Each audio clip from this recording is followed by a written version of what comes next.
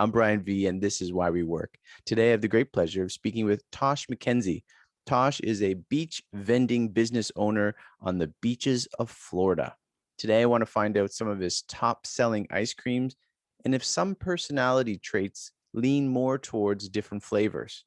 Join me in this delicious conversation with Tosh McKenzie. I'm BrianVee, and this is Why We Work. Today, I have the great pleasure of speaking with Tosh McKenzie. Good day, fine sir. Good evening. How are you? I'm doing wonderfully well, Tosh. Thank you for coming on here. Thank you for your time. I mean, I know you're gracious.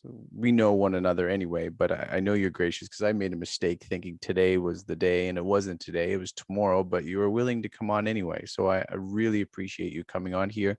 Tosh, will you tell us the industry that you're in and what you're up to nowadays in terms of work? Well, I'll tell you, at this point here, yeah, we're definitely winging it, Brian. And look, it's really my pleasure. And I think what you do is fantastic. You got a beautiful family. I see your posts on Facebook and everything. And it's such a pleasure to know somebody, I think, that is as wonderful as you. The industry specific, basically, it's when you live in a beach town is it's a different lifestyle Mm-hmm. because everything is focused around tourism and the people that want to come down and enjoy where you live. Like you live here, you make a living, but the people that come here, they only come here to visit, so they're going to behave different than they do in their hometown and everything. Maybe some will cut loose, maybe, whatever they want to do, right? But the tourism industry here is very large. It's a lot of fun and it's fantastic. And a lot of people, if you do something well for them, they really appreciate it. And really the best thing about it is you get to meet all the wonderful people that come here to enjoy actually where you live. So you have your own vending business, which primarily is ice cream, and I'd like to get into that a little bit in a moment or in a little bit. But Tosh, what would have been, and we both come from Lower Sackville, you might say Millwood, Nova Scotia, Canada. But Great I would, times. I would like to know, what was your very first job? Maybe as a preteen doing something to make a dollar, maybe something official when you were 13, 14. But what was your very first job and how The old very were you? first job, well, I was 11. Mm-hmm. Well, of course, my father always kept me working around the house, Mm-hmm. shoveling the snow, clearing the sidewalk, clearing the decks, of course, and we've all experienced that growing up. But no, at 11, there was a gentleman. He was down by Tucker Road on Beaver Bank, and he used to cut wood, and he would supply cords of wood for people that want to use their wood burning stoves, furnaces in the wintertime and everything. And he used to deliver us our wood. So I asked him, I said, geez, do you need some help? Do you need some help doing something in that? And me and my cousin was up visiting at the time. We had some family and everything. And no, he took us down for 2, 3 days. And that's all we did all day was stack the wood. That's all we did. And that was at 11. And when we got paid, we were very happy kids because we could buy all the candy bars, all the bubble gum and comic books and hockey cards and anything that you wanted. What middle school did you go to? I went to Harold T. Barrett. I lived out there even further out. Um, what was the William Nelson Road, which was named after my aunt, I believe. And also Excellent. there was another one. Was it Tucker? Did Tucker Lake? Was it Tucker Road that is out now? All houses is the wood. Is that place gone? I have not been home in over 20 years. It's been a long time. It's been a very long time, more than half my life. And of course, I still have family up there. And they just describe that Lower Sackville and the Beaver Bank area is extremely well developed. Mm-hmm. And it's not the humble back in the woods, really rural area from Halifax that we grew up in. that it's very well developed. And Tucker Road, my understanding is that it used to end in a cul-de-sac. Of Mm-hmm. course, we turn around, but it's way more developed at this time here. How long did you work for them stacking wood from the age of 11? Oh, it was only just a few days, and Yep. that people where we grew up with, they're very humble and everything, Mm-hmm. and so it's not like he was enterprising, but I think he just appreciates a kid, especially somebody that was our age and everything, that wants to enter the real world. And working is absolutely part of the real world, and you must do it. And even me myself, if a kid was to approach me, especially an entrepreneur, somebody, I support that. Mm-hmm. I think that's fantastic, and I think everybody should do that. Was this you wanting to get the candy, wanting this was your own motivation to make money, or was it your dad saying, this is a good opportunity for you to start spreading your wings? What was that initial motivation?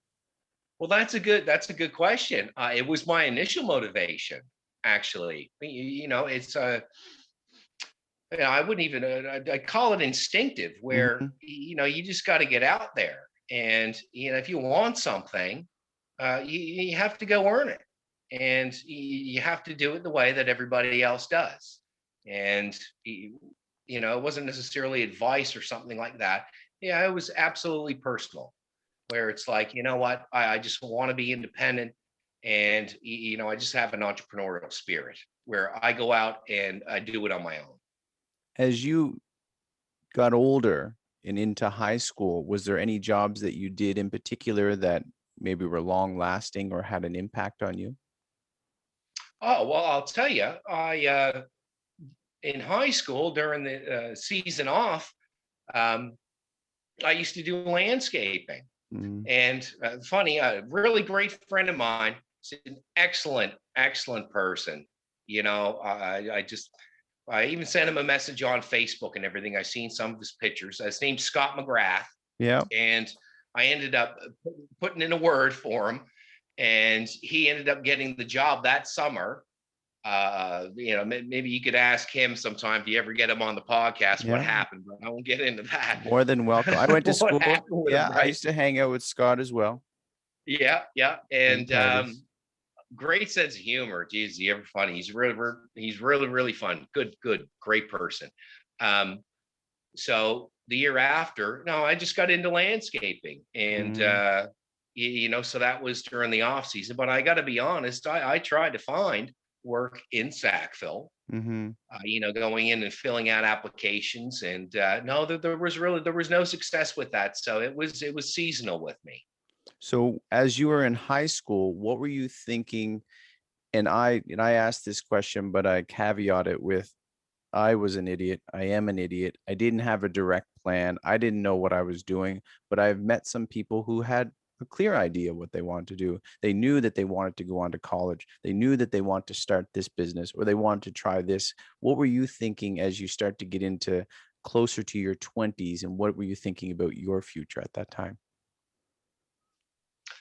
Well, of course, I believe in education. I think education is very important, Hmm. and I believe that schooling and continuing your schooling and doing well in school is it's an all around huge benefit to help you in your thought process, help you understand people, and help you understand and know the world around you so you know how it works. So, education was always important to me, and I took that opportunity and moved forward with that. But in the meantime, I always felt that, you know, being independent and having an entrepreneurial spirit, it's not just an instinct, it's ingrained. It's ingrained. Being independent and earning on my own, doing it myself. That's just my drive. What you mentioned, you moved forward with education. What did you pursue, or what were you thinking you wanted to do? Well, I went into hospitality, Okay. which is the hotel and Yeah. restaurant industry. Um, and I worked that as a teenager, and I What just did you do I in really particular? enjoyed it. What did I when I got into I took a course on it, but I also moved out west. I got into Yes. housekeeping and laundry services and all sorts of things. What did you get into with tourism and hospitality?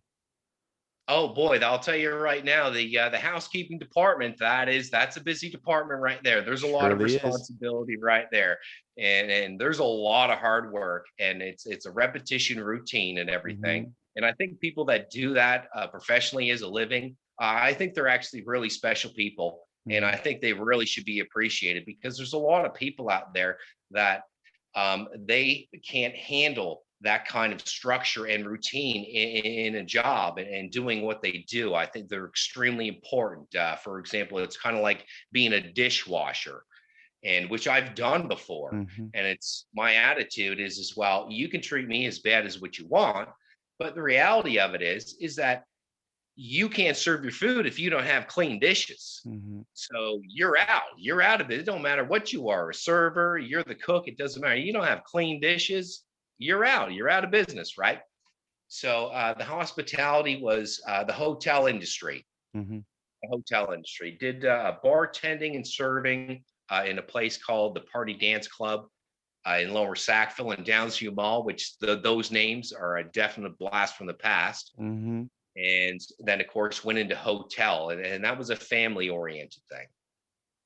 So as you were stepping out of that and knowing that even now you're in the tourism industry, were you thinking this is somewhere you want to stay, uh, even with the entrepreneurial spirit that you have? What were you thinking about your next step?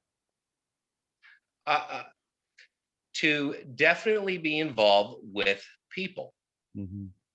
to meeting new people and new personalities that are they have completely different dynamics about them, and just that whole social thing and carrying on what is all the time I find, a fun kind of banter.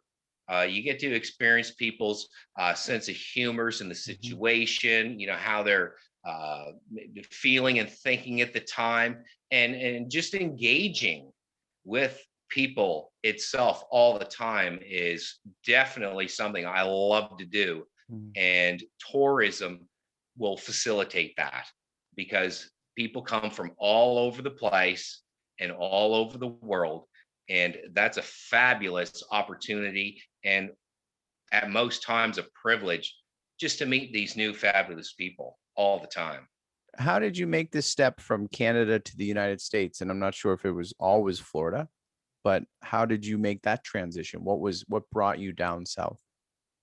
Well, um, where I was working at, the gentleman who owned the bar was actually a friend of my parents, Danny and Pauline Daoud.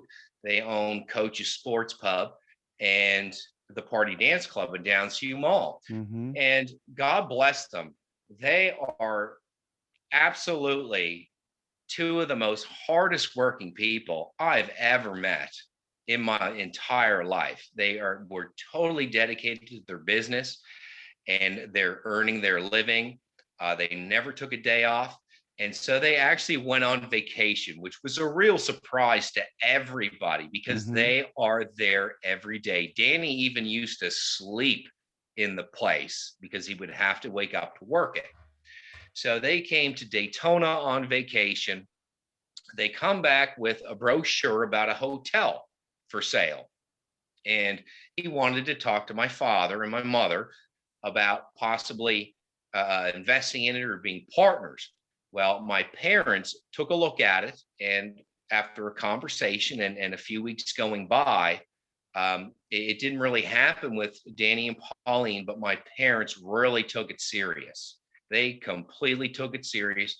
They liquidated all the home, of the everything, furnishings, All just in.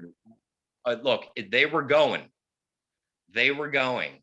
What a And big that's step of exactly how it that's happened. that's a huge step of faith or something, right? Like that takes some gumption. Well, I'll tell you, my father, he's a very intelligent, business savvy man. Even though he's my father, just talking to him.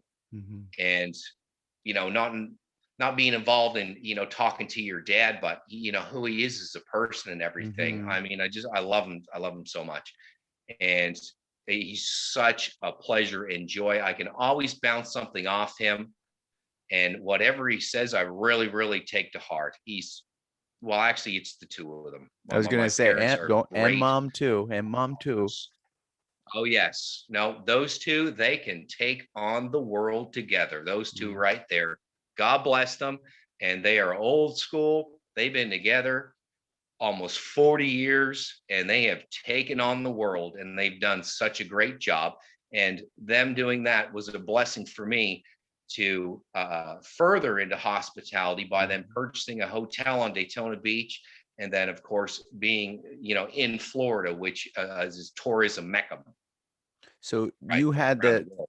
you had the job. I don't know if you had to interview for it, but how was it that big step, that first step to get down to Florida? And this is a change of scenery. And I've went to Korea.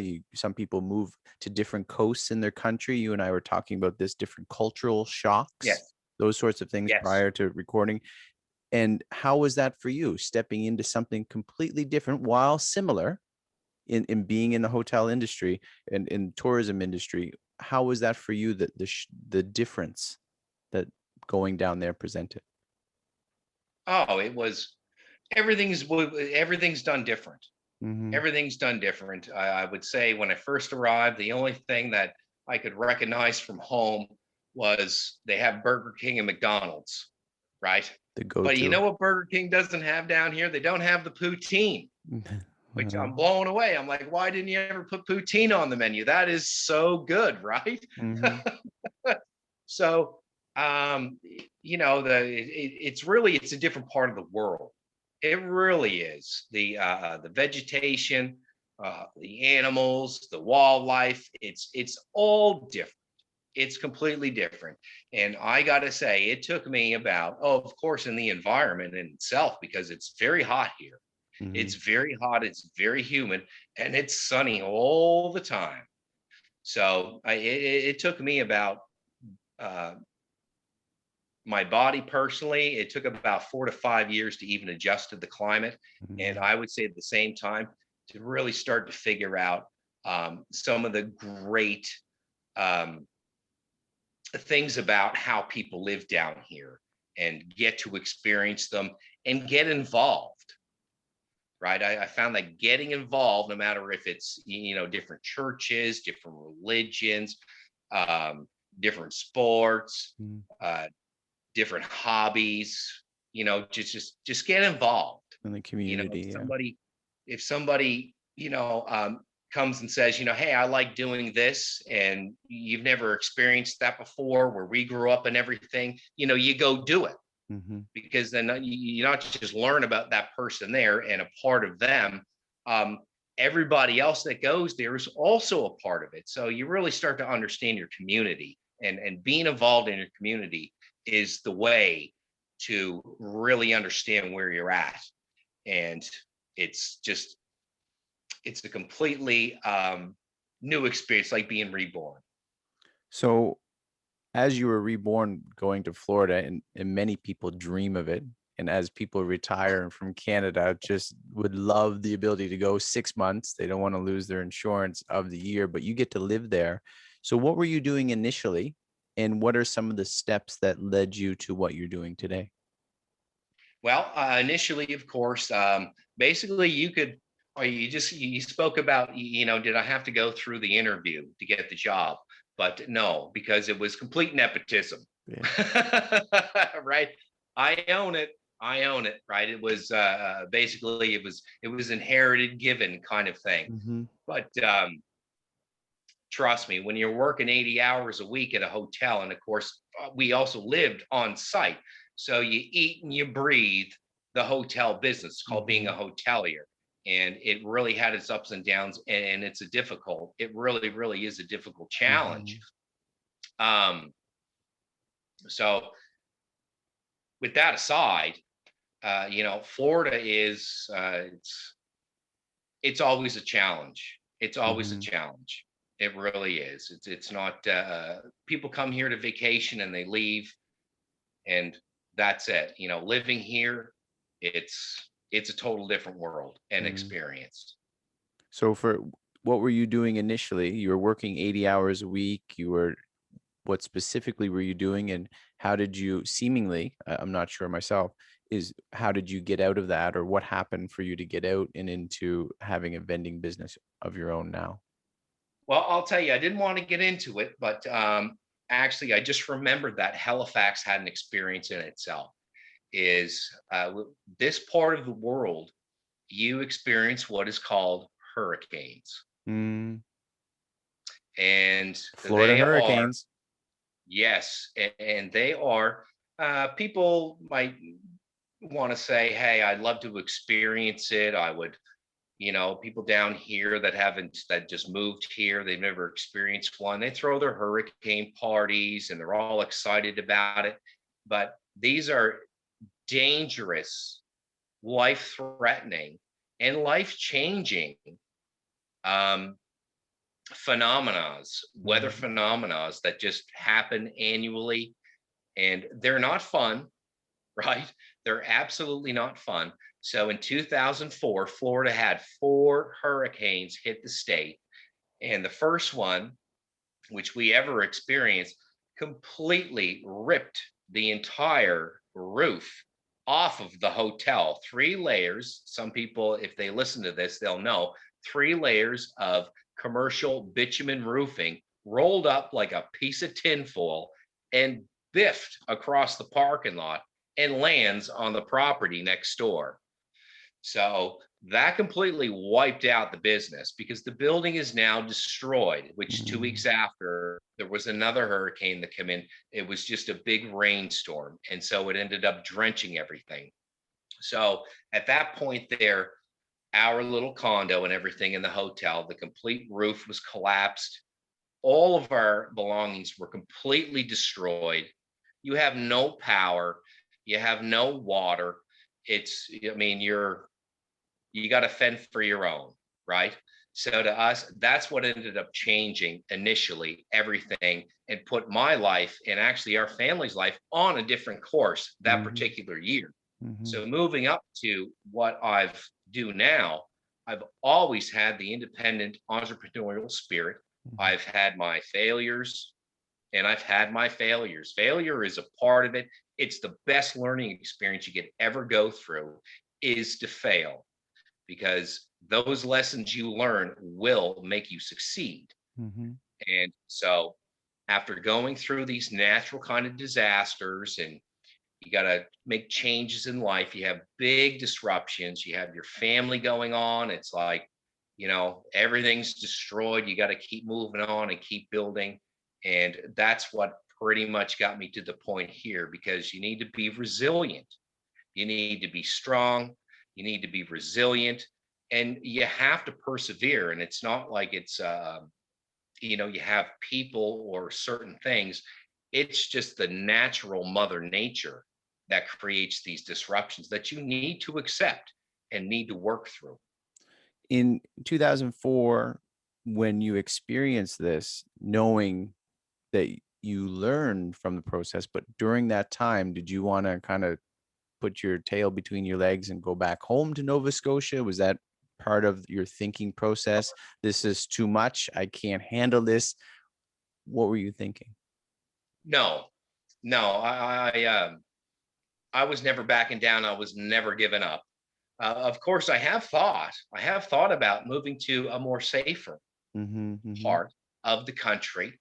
But I have to say, my heart is here, and I think what I have to offer is best here. So, you know, as much it was never discouraging. Mhm. It just it's just an Different obstacle that you need to opportunities. overcome. So You know what what I mean? what got you into the vending business then? Because it's completely different. While similar, it's completely different. And this is what you're doing full time. So how did that first come about? Well, I'll tell you, I was a chemistry major at UNF, and I moved to Jacksonville to pursue the degree. And that was a Why, tough move. what was this all about? This is completely different from tourism. Oh What were no, you thinking? absolutely. Well, I'll tell you, we ended up moving. You had what was called the real estate collapse, of course, which Canada in itself, and actually the whole world felt that one, right? And we were, Was this my family, 2008 or before? 2007, Yeah. 2008, Mm-hmm. the real estate collapse happened here in the United States. And of course, the ripples in the pond, went over time. And so we were living in Daytona Beach at the time. And my folks, they retired, they sold their property and everything. And they ended up visiting this place called Destin. And they invited us up for Thanksgiving. So I came to the area. I've never been in the panhandle of Florida ever. Mm-hmm. And from the first day I got here, I love the place. It is a whole different world in itself. And the people, they are just amazing. The people and culture, I was like, you know what? This is where I want to be. So we ended up making a move up here, and things were really tough in the country at the time. And I said, I'm going to go. Of course, you get educated in something else, because Mm-hmm. tourism, everybody was feeling the hurt. Tourism was not very good. There was an enormous amount of layoffs, unemployment, traveling down here from other people. It just wasn't happening. So I decided it was just too unstable because of hurricanes and because of economic issues. Tourism is finicky, Yep. you could call it. Mm-hmm. Something small can happen and it just affects it, Disrupts. Yeah.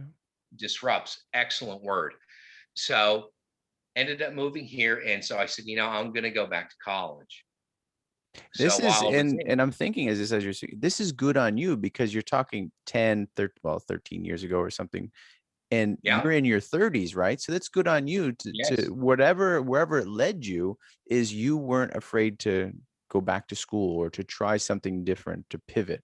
So that's good on you for doing that. And could be an encouragement to other people listening, that even if you're not sure, whatever may have happened in your 20s or your teens, it's not too late. And I know people know of other people who are older, 40, 50, 60. I hope there's hope for us, because I'm 40 now and wondering about future as well. But I think it should be noted that you in your 30s decided, hey, I'm going to do something different. Well, I'll tell you, I think your podcast is absolutely fantastic, you know, Thank you. and that's just an example where, um, I notice a lot of young people, they will be in college and they will go with a nursing degree. They will go into some sort of field, but one of their main motivations is just money. Mm-hmm. Where, to me personally, you need to really find what you really love and enjoy doing. It's like your passion in life. There's a lot of people that just go to work and they're miserable at what they do. They're just not happy. And I mean, that affects your entire life. So, I mean, at that age there, I mean, it is always a challenge. But of course, I say to myself that I know there's something else out there that I would really enjoy doing, really enjoy being a part of. And, I'll be happy and can move on. And chemistry was one of them. I just think it's just an absolutely fantastic science. It really is. Absolutely love it. What were you So, hoping to get out of that degree? oh, that particular degree there, would definitely hope just to kind of have my own lab,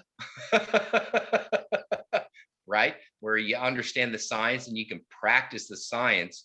But, there's a lot of avenues to Mm-hmm. that, Mm-hmm. because chemistry is everything surrounding you is made of atoms, and understanding that science and how everything works, you can help out and be a part of a lot of Mm-hmm. industries. Um, I mean, really, you can pretty much go anywhere, because if Mm-hmm. you understand the basics like that, you can speak people's language very easy in Mm-hmm. what they do, right? So, a lot of people, they might not particularly like that science, but to me, no, I found my passion right there. I really, really did. So how did that lead you into ice cream? Oh, well. So I'm at UNF in Jacksonville, Yeah. and university is very expensive. It's very, very expensive. And I got to be honest, being a student, you are not only the lowest rung on the ladder, you are lower than the unemployed. Mm-hmm. Okay. Nobody appreciates or respects you going to school and getting an education. It's an extremely tasking process, right? Being a student and living that particular life. It's very difficult and challenging. There's no doubt about it. Along with just happening to focus on your schoolwork, which is a lot of work in itself, you need to be able to take care of everything else also. So at the end of it, I could not afford to complete the degree. It's Mm-hmm. a very expensive It degree. is. I even contacted the education department in the government and explained to them that, these STEM degrees, they need to be in a different category rather than your arts degrees, right? Mm-hmm. Because you have a lab associated with that. Anyway, so the lab in itself, that tax on, oh my goodness, that is an extra anywhere from $700 to $1,000, right, on the course. Were you So, getting, or did you change your citizenship status, or were you getting international fees as well?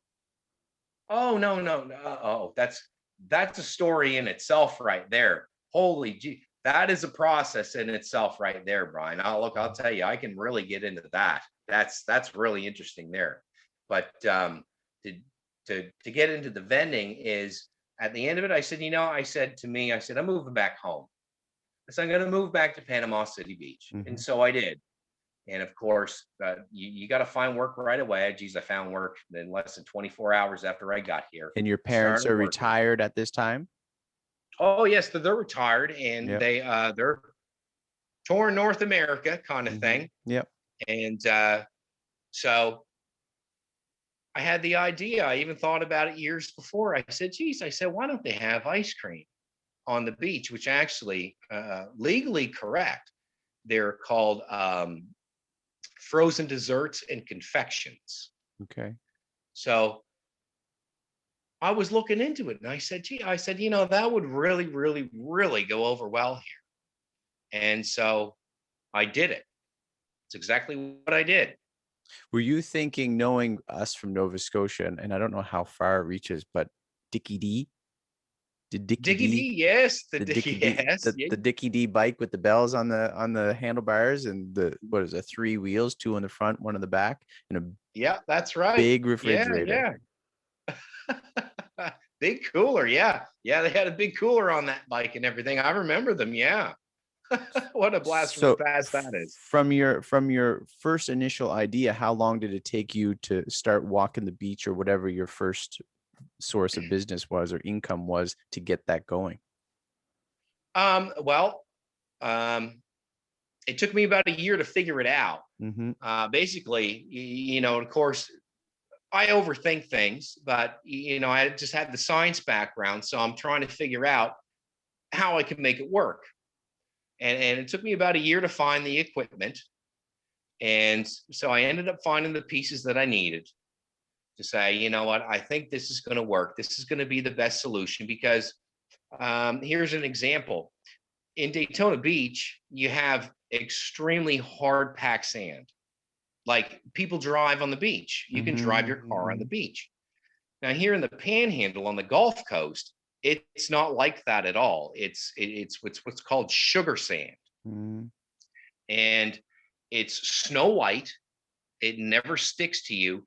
Is very fine, and you can get stuck in it. Mm-hmm. Mm-hmm. And if you were in something heavy, no problem. In just a couple seconds, you can just sink in the sand. So that in itself was a challenge to Not ideal say, to be dragging along a 250-pound refrigerator on wheels. pretty much. That's exactly it. That's exactly it. So you need to find something like I said to handle the terrain, Mm-hmm. basically. So it took about a year, investigating equipment, looking at was what was for sale. And it actually took me, I probably didn't find the site till about 7 months later that actually had the equipment that I use today. And Mhm. it's manufactured in Brazil. So how long have you been doing it? So is this from 2010 or so up until now, or 7 years. This year will7 years? be 7 years. 7 years on the beach. Yeah. Yeah. I opened July 4th, 2015. That was the first day. So from 2015 onward, has it been consistent? Have you been able to maintain it as your sole source of income? Or has it been up and down where you, or even, I mean, it seems like a seasonal thing. So maybe, in the winter times it slows down a bit where you might have to do other jobs. Is that the case? Or are you able to solely rely on the ice cream business? Um, well, it all depends on what you want to do. You do have the option to um, work your season and do what you want in the off season. But personally, I don't recommend not working in the off season. Um, Not working is an extremely unhealthy habit and pattern in life, personally. And I think if everybody's working and they get their mind occupied, it's a healthier life, right? So you're But able, you continue working, and do you continue with your vending or do you do something else? do something else on the side. What we describe it down here for people like us is we put a band-aid on the bleed, right?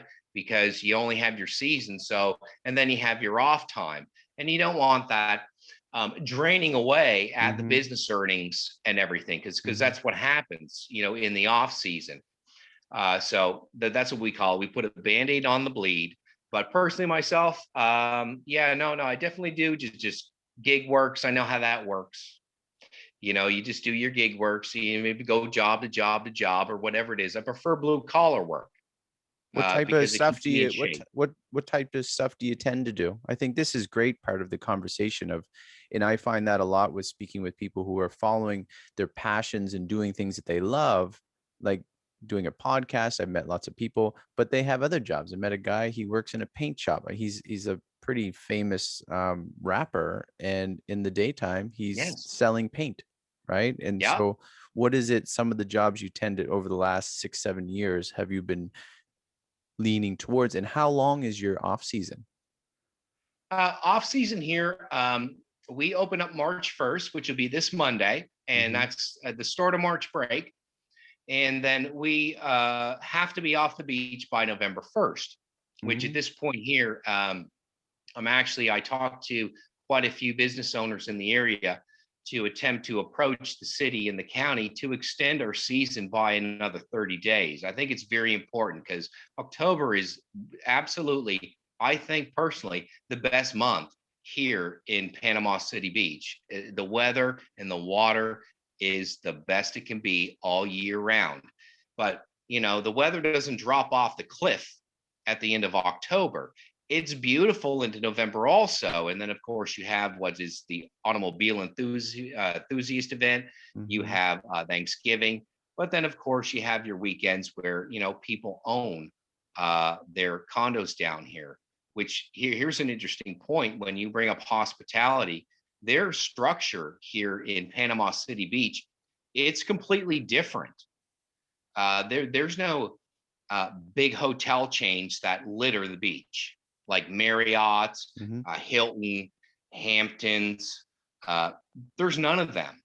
They're all condo buildings and they're all privately owned. So when you come to Panama City Beach, you are actually renting a private owner's condo. That's how it works here.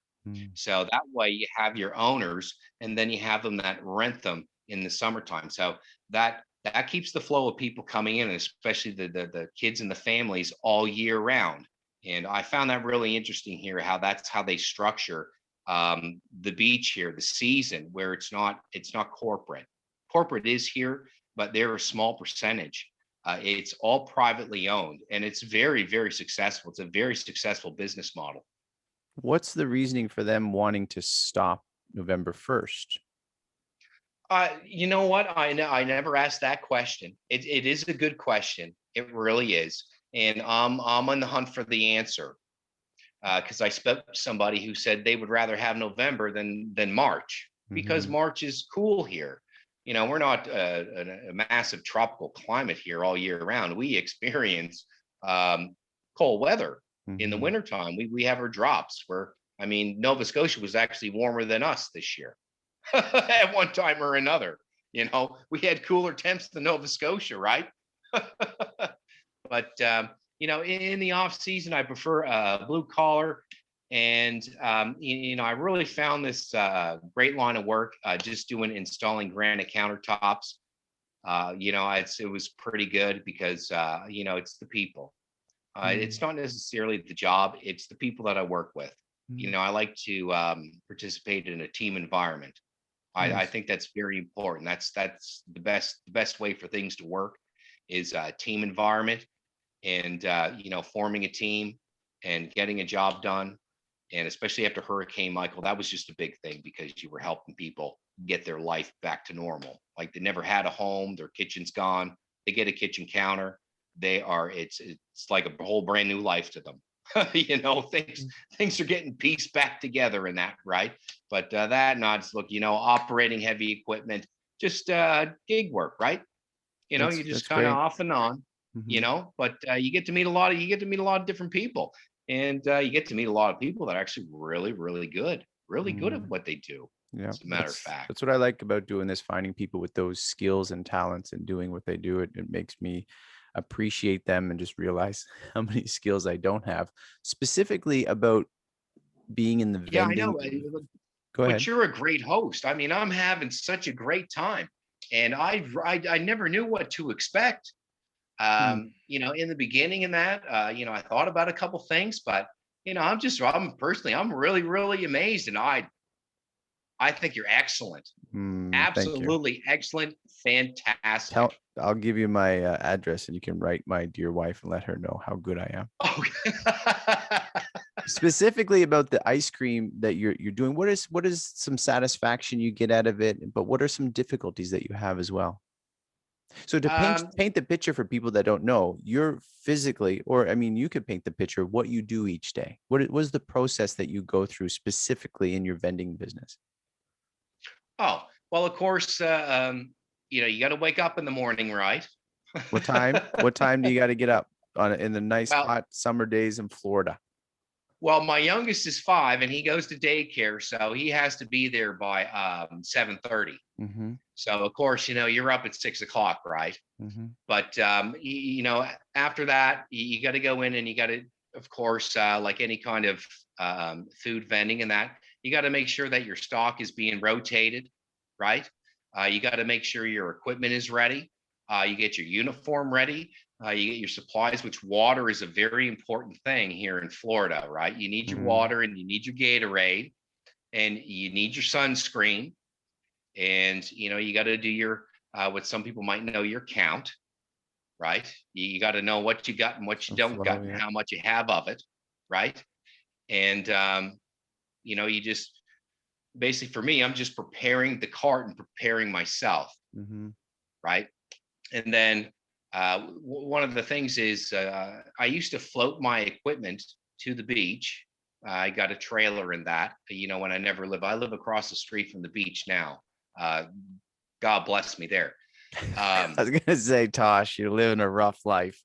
It has its difficulties, but a lot of people like, okay, he lives across the street from the beach down in Florida, gets to walk the beaches 9 months of the year. No, look, I'm telling you, you can think that, but I'm telling you, it's very, very difficult. It's very hard, and it's I very believe busy. you. It's Yep, it's very absolutely. busy. It's not, the thing is I'm not a permanent vacationer, right? I have to Mm-hmm. I have to do what I do for the people that come visit us in our community, right? And that in itself, it's a lot of hard work. But now, after floating the equipment to the beach, What do you mean by um, floating the equipment? I would load it up on a trailer, Yep. and I got the trailer on the back, and then I would drive it down and unload it. But one of the things was is that when you start at one end of the beach and you get to the other end of the beach, well, you got to walk all the way back to put the cart back on the trailer, right? So, It's so that I understand this, are you in a day, are you working? So you can explain this so I can understand it, is you're walking the beach once? Is there that much beach, or you're walking back and forth and stocking up? And how does that work? well, I'll tell you, starting off, I used to go down the beach one way, turn around, and then come back on the sand all in one day. Mm-hmm. Uh, as simple as it sounds, I have to say is, I've actually learned how to do things better Yeah. every year, Mm-hmm. right? Every year. So at this point here, the location where I'm at, everything I just walk. I don't have to drive anywhere. I walk, but I do anywhere from 10 to 12 miles a day. I walk. So that is physically challenging, right? Mm-hmm. I'm not old, but I'm not young anymore either. Mm-hmm. I hear you. But when you ask, it's like, well, hold on, what are some of the good things? And then what are some of the it's not necessarily bad things, but Mm-hmm. the Challenges. what challenges and what actually could be unpleasantries, really. And look, when I land on the beach and I ring that bell, all them kids and the parents and the families, they're just ready and waiting, and they're so happy. It Because reminds one me thing of I Eddie noticed, Eddie Murphy. The ice cream man is coming. yeah, that's it right there. And trust me, I've heard that before. That's right. Yeah, honestly, God, heard that before. And so when you land there, there's not much for the kids on the beach here. Mm-hmm. That that was one of the main things that I recognized is you can have your jet skis, you have your Mm. paddle boards, you have your parasailing, you have your dolphin tours, you can do boat With that sand, can tours. they make a sand castle? Oh, Are they able absolutely. to? Look, Okay. Yeah. I'm just wondering yeah, if it's that not sticky that they couldn't, but with some water they can. oh yeah, no, and I'll tell you, I'll tell you about a great seasonal thing that happens here at a local beach club. But so I said to him, I said, geez, I said, well, there really isn't much for the kids to do. You can't strap a kid in a parasail. I mean, you can put a kid on a jet ski or a banana boat, but they might be terrified for their life, right? They never been on it. Ah, this is So fun. that's exactly it. That's exactly it, Brian. So, when they get their SpongeBob face, or they get their Spider-Man, or they get their Rainbow Pop, or they get their chocolate chip cookie sandwich. I mean, they're the happiest people in the world. They are so happy. They're just so happy. Did you learn You these know. flavors by trial and error? What sold, what didn't sell, and this is how you picked your whatever's on your menu or whatever's on your list? I did. Yeah, it was trial and error, and there was I'm not sure. Some people might know it, but I had one particular item. I had 10 items, Mm-hmm. like a menu of 10 different servings that you can get, or 10 different items you can get. And one of them that I started out with was it was called the strawberry shortcake. And I mean, Is that it's with the cheese. nuts? Is that the nuts on it? No, it doesn't have the nuts. It's almost like a crumble. If you have ever had a Crumble, yeah, Dutch yeah. apple pie, Those are right? delicious, aren't they?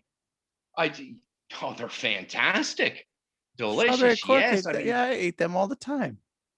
yeah, I mean, Brian, it's cheesecake on a stick, Yeah, yeah. right? But It's it's strawberry bumpy. cheesecake When on I a said stick, nuts, I meant bumpy, right? It's not a smooth bumpy, bumpy. Yeah. crumbly. Crumbly is That's better, it. yeah. And you know what? It was the most expensive item to purchase, and the way I structure it is that I just have a flat price. Like now it's like for $4 you could pick out whatever you want between the Mm-hmm. 10 items, Mm-hmm. right?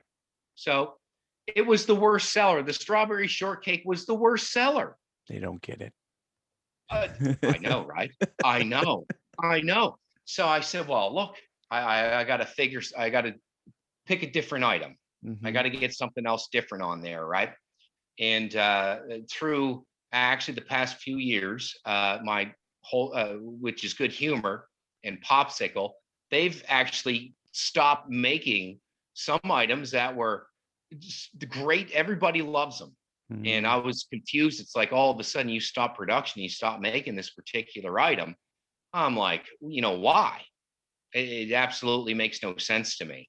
But I guess these guys, they don't come to the beach and get something off me. They don't come to the beach where we're at all the time, right? They must be in an office somewhere, just making some kind of a dummy corporate call.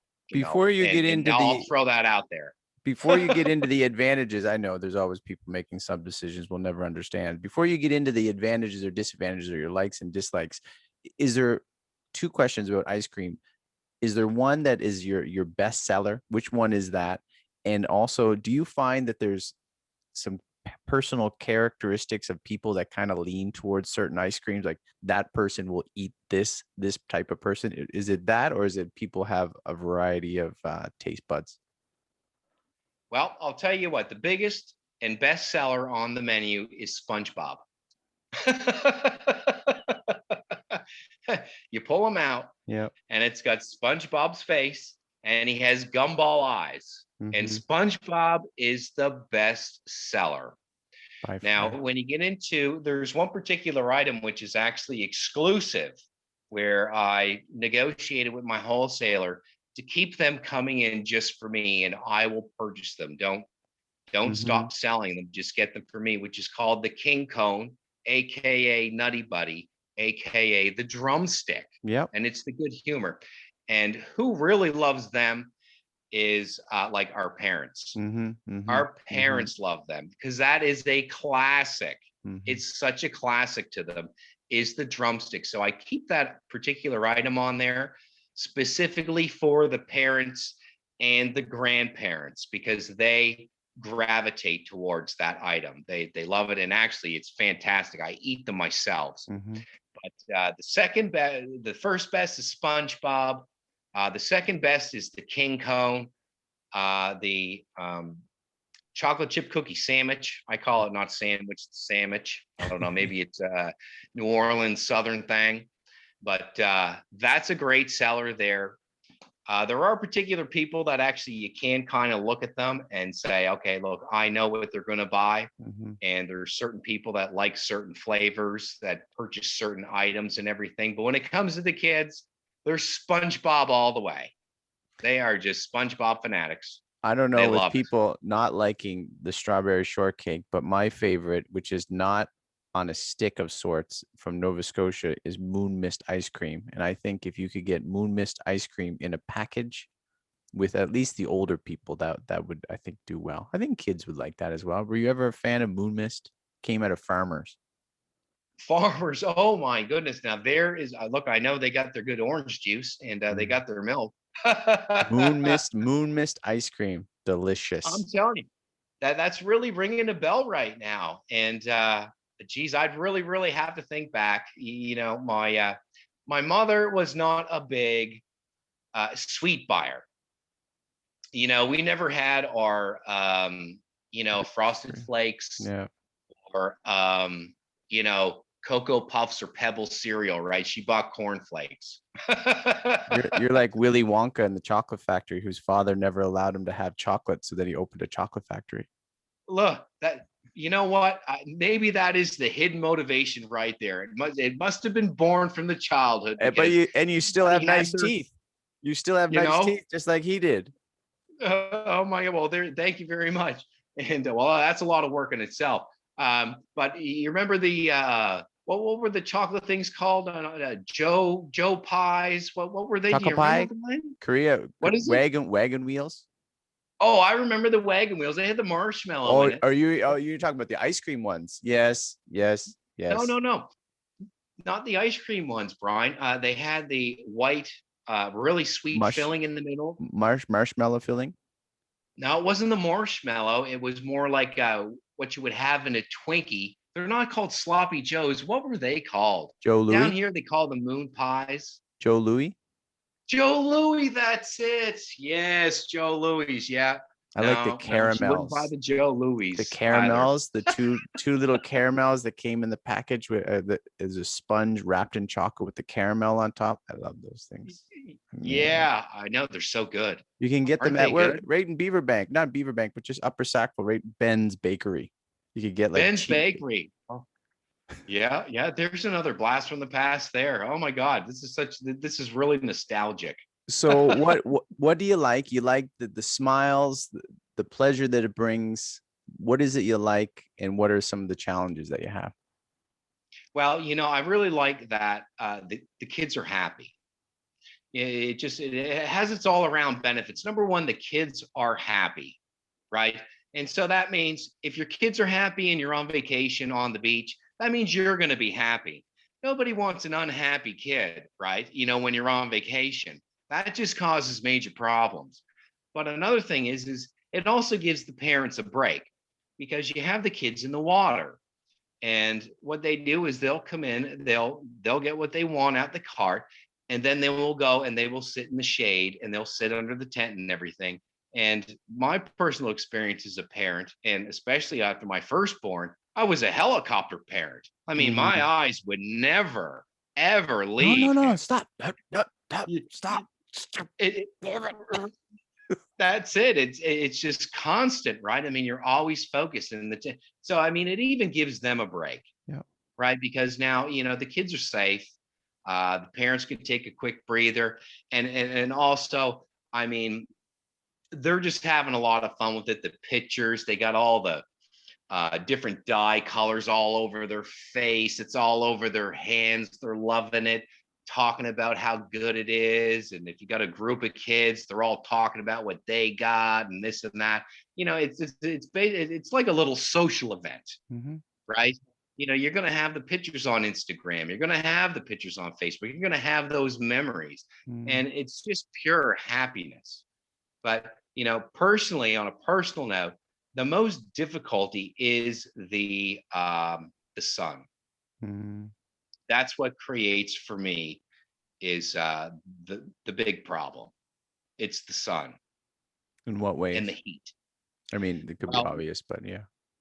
yeah, no, no. The sun here is it's very hot. It's very strong, and when you're out in it all day, your body is always constantly working to just regulate itself. And then another thing I noticed is that you have to plaster yourself in sunscreen every day, all day. And on a personal note, I don't think those chemicals are meant to be applied to your skin every day. So it just for me, Yeah.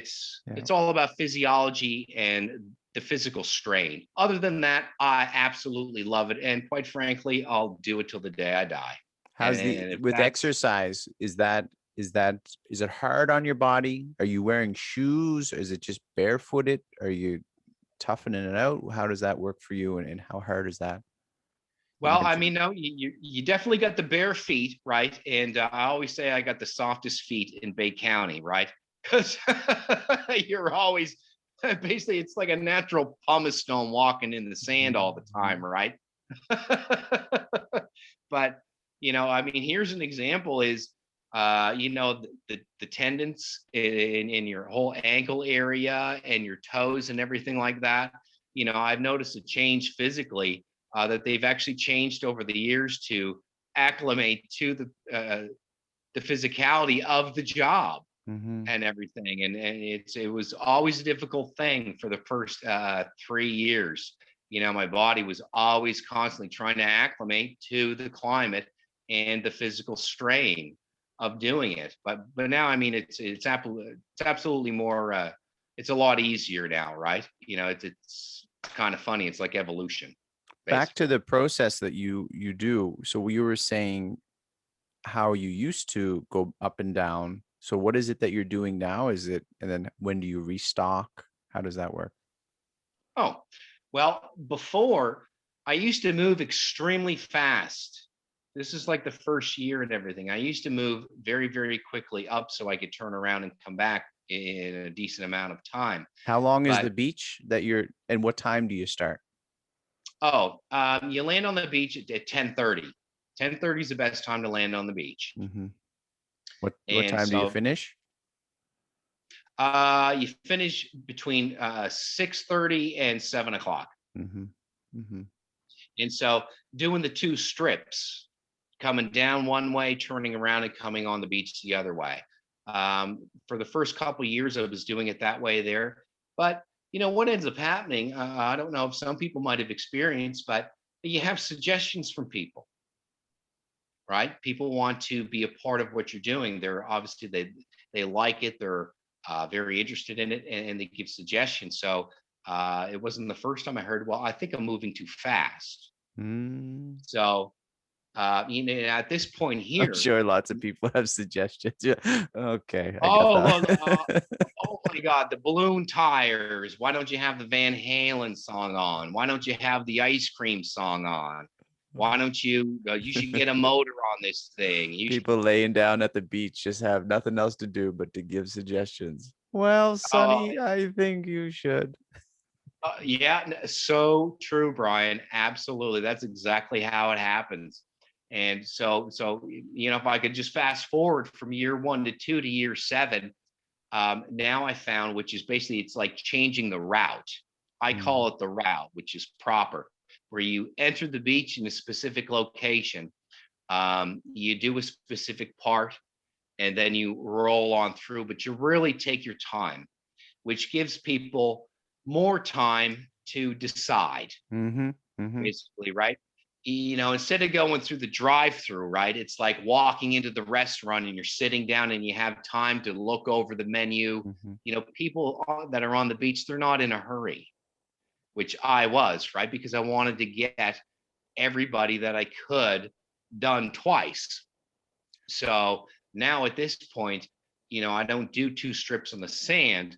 I only need to do one. Mm-hmm. However, you still need to come back to your starting point.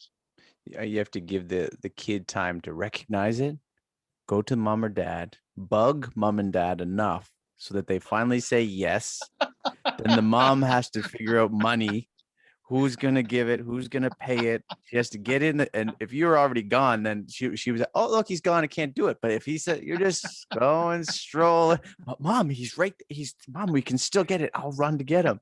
So you have to figure that out, and that is a big part of the process. If you're gone, they're like, he'll come back, right? And Brian, you nailed it.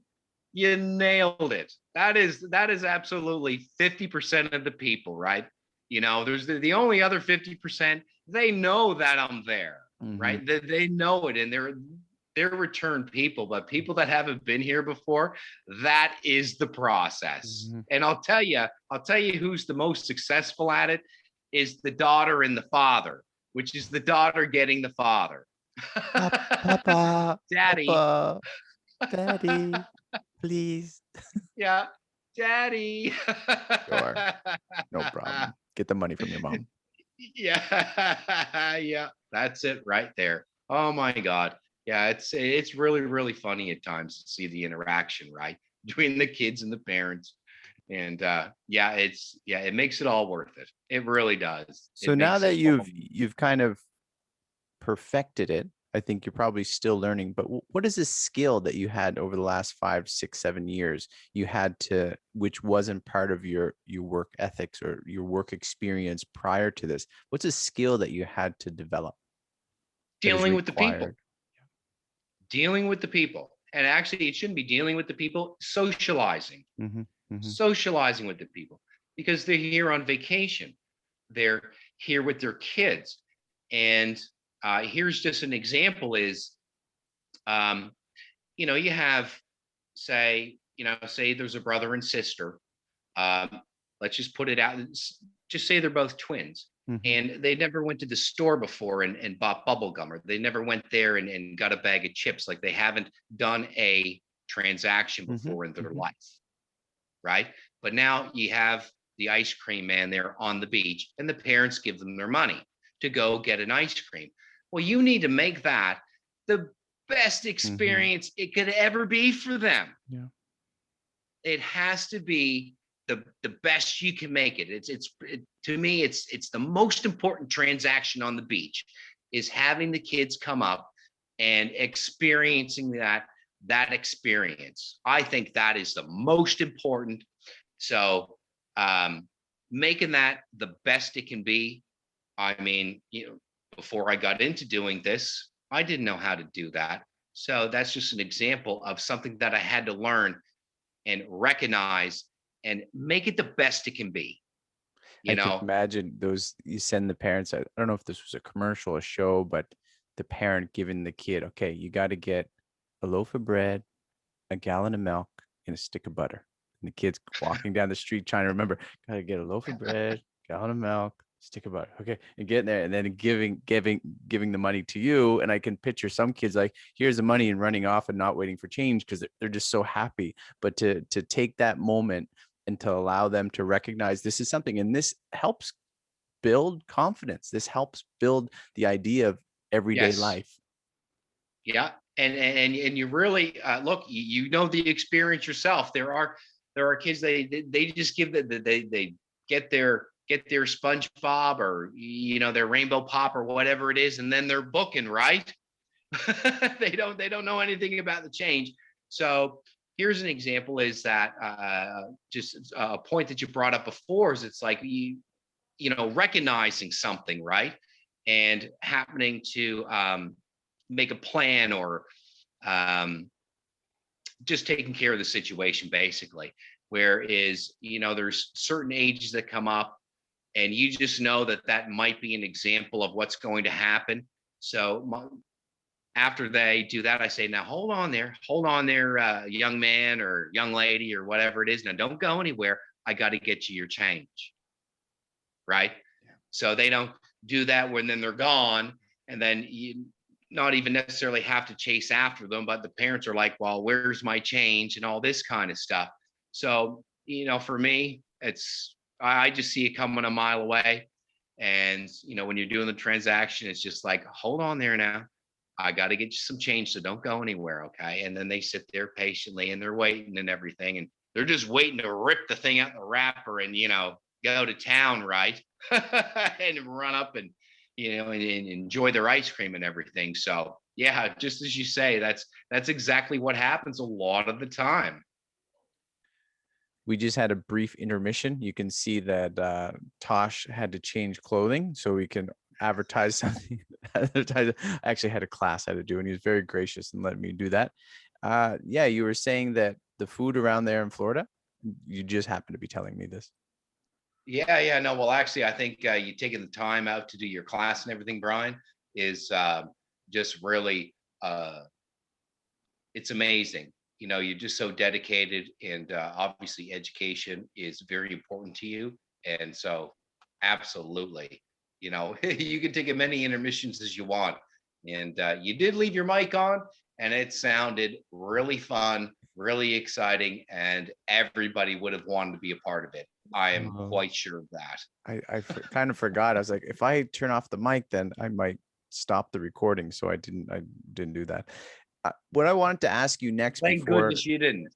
Before I interrupted the show, which I think the conversation was and still will go well, is what's your favorite tool that you use as you're on the beach going about? I mean, you mentioned the sunscreen. I seen a picture of you with a big hat, but there's maybe something that you just need that's essential in the work that you do.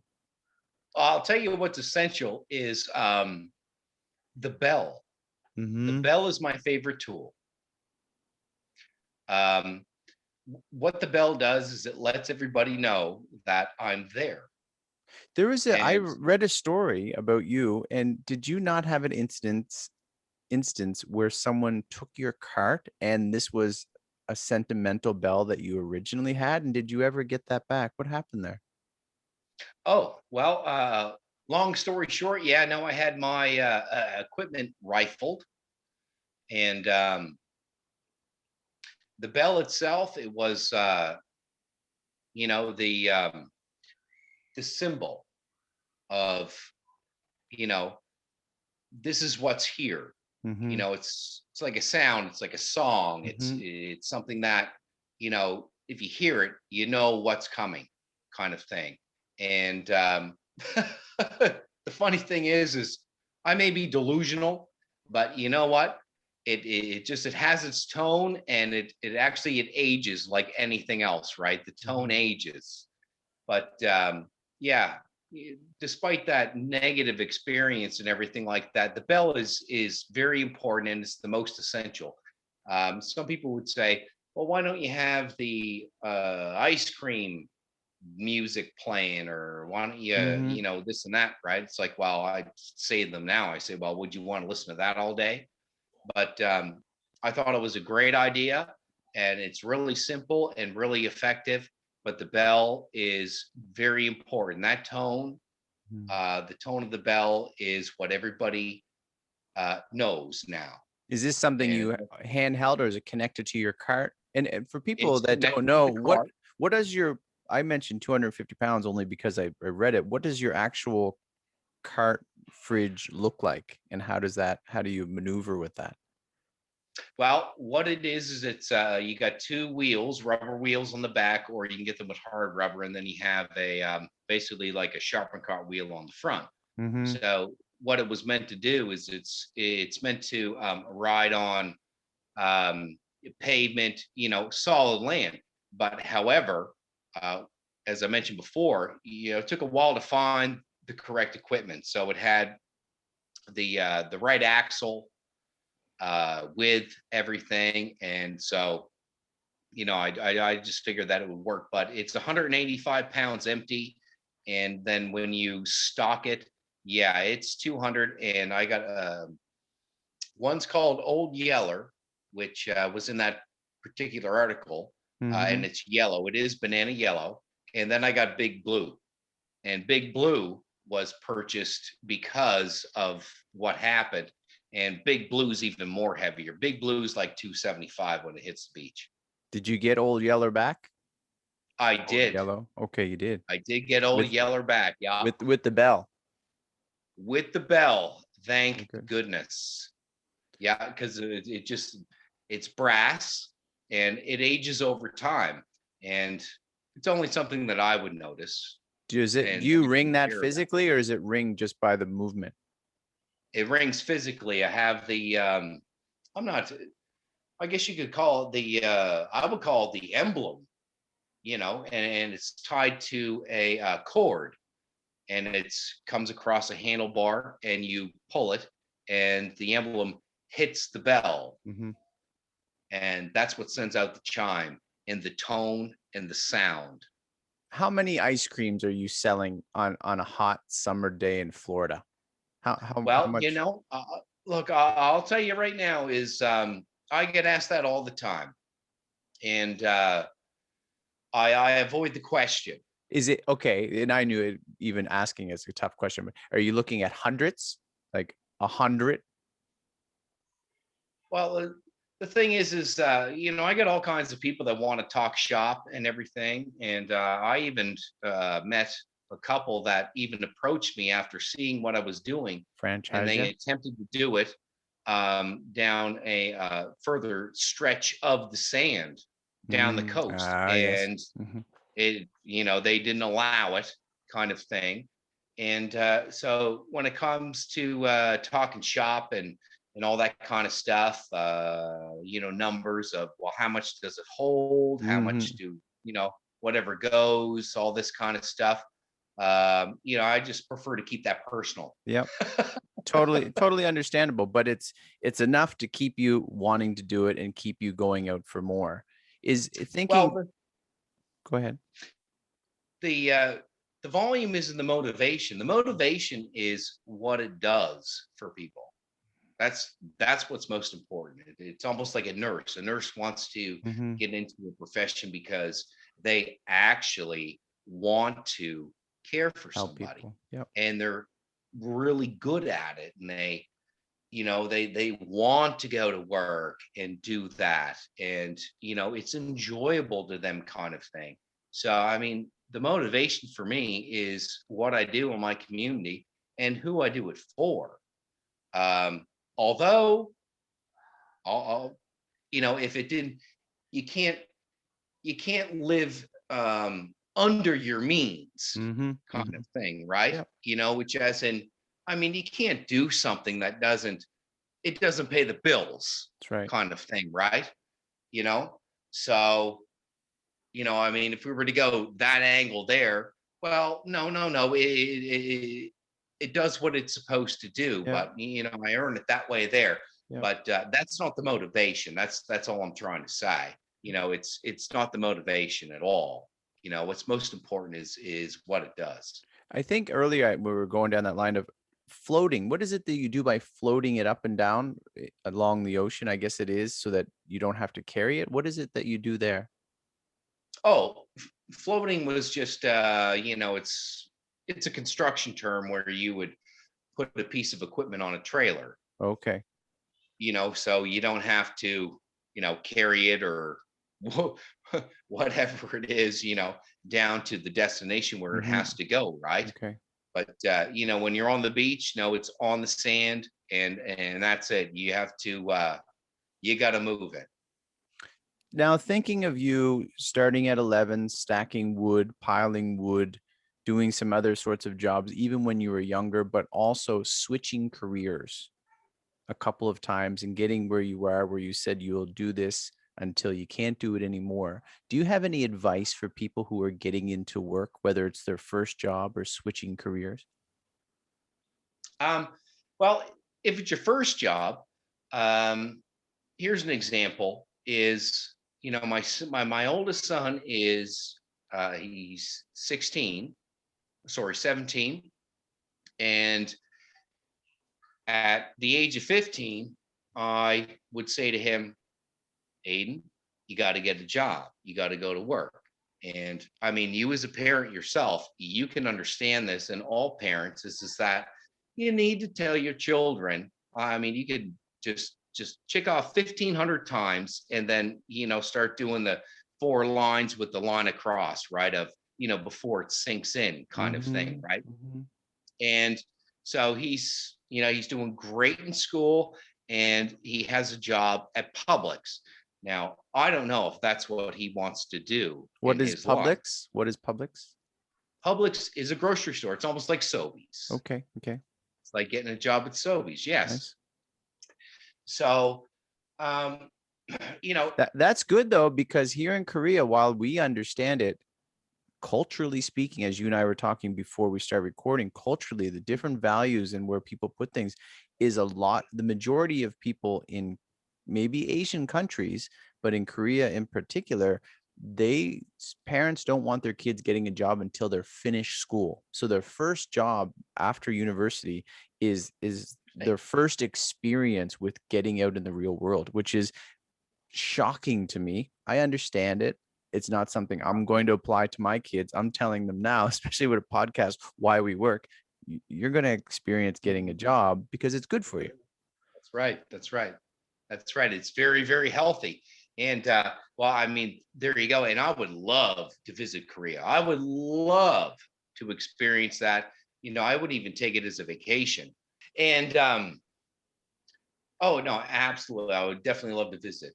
And so, right, having them experience the real world and everything, it's probably not what he's going to do for the rest of his Mm-hmm, life, right? mm-hmm, mm-hmm. But my personal experience is that you know education and everything. Don't be scared to uh, make a change. If something's not working out, you have to trudge through. If you have a family and kids and everything, it makes it more difficult, and it can put a strain and everything. But I mean, if you're younger and you don't have those kind of responsibilities, uh, absolutely, roll through and find out what you like. To me, my suggestion to my son will be is that you find something that you will be happy with. That when you wake up in the morning, you're going to be happy doing what you do, and then when you come home, you know, you're not going to be unhappy because you had to go do something that Mhm. you're unhappy doing. Mm. it's Absolutely. it's it's a vicious cycle kind of thing. But just don't be scared. And they say the 40s is the new 30s and everything like that. But in your 20s and everything, have some fun, explore your options and all this kind of stuff. But what's most important is I think is you don't do it for the money. You do it because you want to do it. And that has a big wave effect on the people that you're going to interact with in your life. If you're unhappy, people don't want to be around unhappy people, you know. To- Tosh, we've been So talking about your work for a little bit and the idea of the things that you've tried. Is there any mistakes that you made that you take with you and you learn from that mistake, or something that other people can learn from in terms of work? oh, in terms of work, absolutely is you be a team player. There's some places that, if you're a team player, that's the environment, and that's the environment you want to be in, kind of thing. But you can be with people that aren't team players, or don't, you know they don't want that. It's a pecking order kind of thing. You gotta just feel out where you're at, Mhm. kind of thing, right? So that's just basically how I see that. Thank you for talking about the mistakes, and what people should do is learn about teamwork. I think that is essential. Tosh, I agree, Brian. Teamwork is where it's at. Absolutely. you have a pretty good work ethic, especially starting at 11. And not many people started at 11 that I've spoken with. People are in 13, but 11 is pretty young. Do you have a moral beacon? What's guiding you and what's leading you in the choices and in the work that you do? Well, I mean, why we work. I think your podcast title is, I mean, it says it all. It's life's not perfect for me, and everything has its ups and downs and all this kind of stuff. But I always found that working and staying busy is just the most healthy for me. Mm-hmm, mm-hmm. you know it really doesn't even have to do with what it brings afterwards, although my family, my children are my guiding light, and they're my motivation and all this kind of stuff. But if you're not on your own, and all this kind of stuff, anyway, working and staying busy to me it's what I need to survive. Mm. It's the most healthiest choice that I can make for me. If I had to make a decision for me, it's working and staying busy. Do you That's have what gives me my greatest health. what do you have a goal? Is your vending machine, do you have a particular name for it? It's called PCB Icy Paradise. What gave you that name, and what does PCB mean? PCB is Panama City Beach. And of course, what it is that I provide is something icy, Yes. right? And to a lot of people, you're in paradise. It's Panama PCB City. Icy Paradise.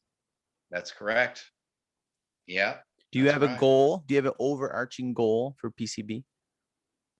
My overarching goal is to expand. To franchise it out? No, just to expand. And what would I that don't look like? have, basically, it'll be that particular service. Instead of doing 3 miles of beach, it'll do 6 miles of beach, then it'll do 9 miles of beach, and then it will continue on. And everybody that comes to this particular area right here has that service for their family and their kids, especially the kids. It's If you if I was franchised to it, I would be the first applicant.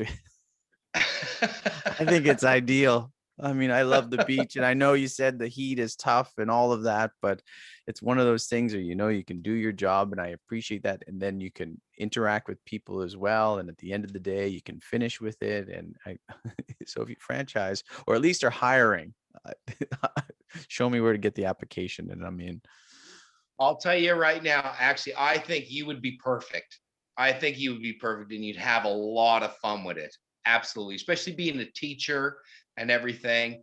You have all those attributes that, when you encounter the situation and the people, the families and everything like that, you would handle it 100%. Absolutely. I got a 275-pound card here. If you want to come up for a couple months, check it out. Absolutely. Be careful what you say. I might be on the next flight. Is there anything, Tosh, that people may not understand about you or your business, whichever you choose, that if they understand this about you or your business, they would have a better appreciation about what you're doing in your work? Um, a misunderstanding about it.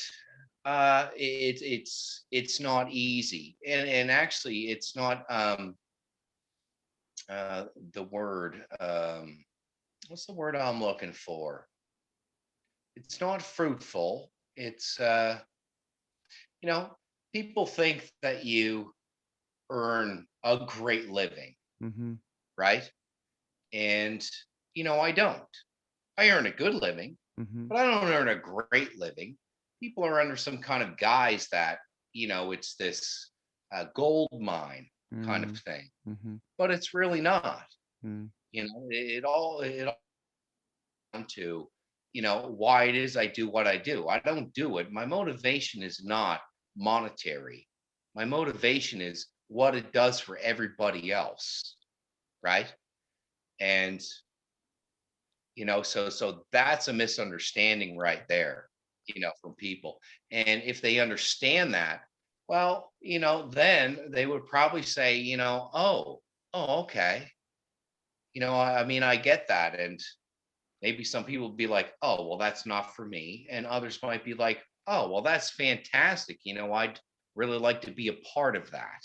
On another side of that too, I could think, because I do this with things and I try to guess what people make or how lucrative, maybe that's the word you're looking for, how lucrative, That's the word. Yes, it's not lucrative at all. right? And then Although, some people on the beach might be like, that guy's making a killing and I'm not going to buy ice cream from him because of it. But if they understood it's not that lucrative and it isn't that easy, and then by supporting your local, people always say your local businesses and all that, support your local guy walking on the beach selling ice cream, because it's a little bit to you, but it's a lot. It's a little bit to the person on the beach, but it's a lot. It means a lot to you. well, look, I'll tell you what, Brian, is if that was a situation, I really don't care about it. Mm-hmm. You Meaning know, what the person thinks. yeah, Yeah. I don't need pity or Yep. anything like Yep. that. And Yep. I can tell by people's suggestions and everything. And once again, I don't go into the whole real business aspect of it, the whole accounting and I mean the administrative side of it, and really, everything internal about it. But I don't need people's pity or anything like that. As much as difficult as it is, I'm lucky. I love what I do. I'm blessed. And by the way, I don't know how many people watch your podcast, but keep that a secret. Shh. It's a good point. But that's right. Whether people have pity or not, it's not as lucrative as one might think, which I think in turn would give Correct. it would give people a better appreciation of what you're doing, because you're not doing it for the money. You're doing it No, for the many enjoyments that it brings.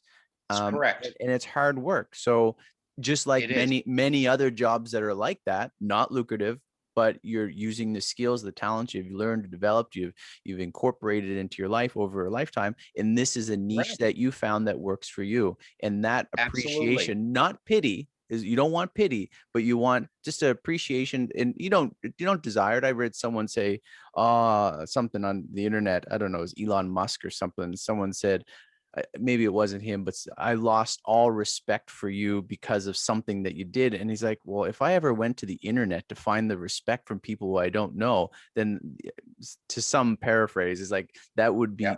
useless to me to seek that. And it would be useless for you too. But to at least acknowledge that the job that you're providing is a good service and you're doing it day in and day out, and it takes hard work and it takes dedication for you to get up. right? To That's do this, correct. and to support your family. But yeah, well, I mean that's not even just supporting the family. It's if you were to experience it and everything, it would. I mean, it just has such a positive, joyful, great energy effect on you because it's being involved with pure happiness. Mhm. That's what it is.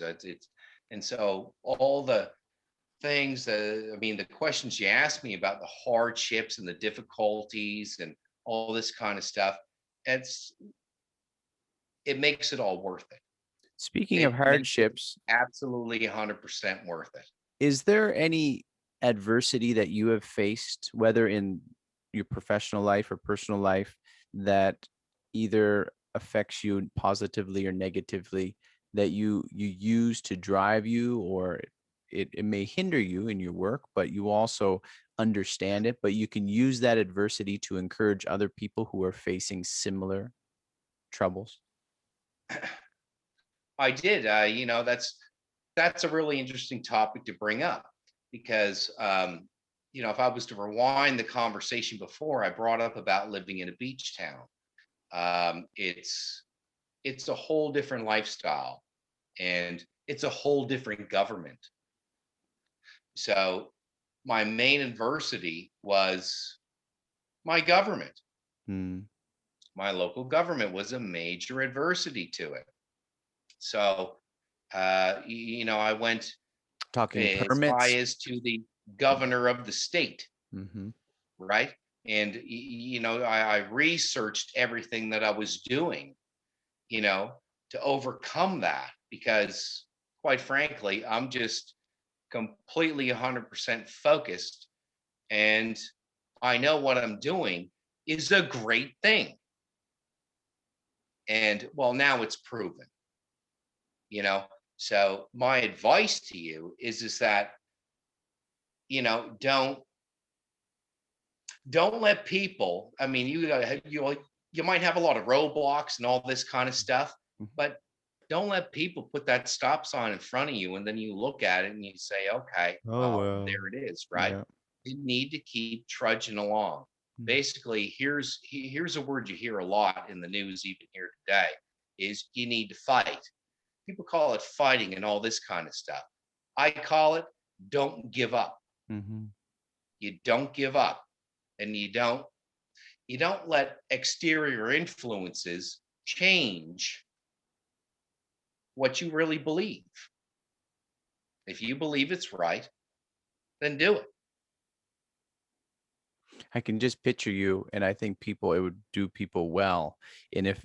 And we all face roadblocks in our work and in life. And Yes, if they can picture you on the sandy beaches of Florida, dragging 250 pounds down with your bell going, if they can picture that, not stopping from end to end, lap to lap, day by day, going through and not letting anything. It's a simple picture in that you can picture a beautiful ocean, you can picture beautiful sandy beaches, and one man walking down the road, walking down the beach, selling and delivering a service and not letting the regulations stop you. I mean, not to do things illegally, but to work through the system so you can do what you want. And if people can picture that and not be stopped in whatever presents itself to them, I think it's a good picture to keep in our minds, that you have a Tosh McKenzie working hard, going down the beaches, not being stopped, and things shouldn't stop us as well. that's correct. And the thing is sometimes you know what it is that I've seen it as is you have what's called change, which we all know. And you got to look back that, well, I mean, changes from the 50s to, let's say, here it is, there's computers today and there's no computers in the 50s, right? So all that change from the 50s, which you have now still in our generation and everything, and now they have computers, and it's like our parents, they're like, well, I don't want an iPhone, I don't want to go on the internet, I don't, this, I don't understand this kind of thing, right? It's progress. and it's change. And people are resistant to change. You could be complacent, which we all get, Mhm. and it's kind of like in our workplace. If we get a new boss, we get a new supervisor, the staff changes or something like that, right? Change is a delicate thing, and people are affected by it. And so in my particular situation is I just took a hardcore stance on change. And I believed in what I was doing. And I believe it today, and it worked out that way, and everybody sees it now, kind of thing. So, it's not even a change in regulation or anything like that. It's Mm. just it's change, you Tosh, know. I only have another question for you, and I do know and I appreciate your resilience as well. Is there anything else that we haven't touched upon? I have another question for you as well, but is there anything that you'd like to add? Uh, Anything that you might want to add to the mix? Absolutely. That we have a flood of Canadians here every year. They come here from Ontario, Mhm. Alberta, Calgary, Quebec. I mean, they all come here to Panama City Beach. So if there's any Canadians listening, or even anybody else from Mhm. all over the world, just come here and check us out. Yeah. You're going to have a great time. You got great food, great entertainment. I mean, there's all kinds of attractions. There are um, sites, things that you've never done before that you're going to have a blast. And especially, we are family oriented. So if you have your kids with you, especially, you guys are going to have a memorable moment and a wonderful time. There is no doubt about it. We do it right. We know how to do it. Everybody here in this community, that is their life, is to do that for you. And it's here, it's waiting for you. Seems like a great community to be a part of. How can people get in contact with you, Tosh? Is there a way for your business or social media wise?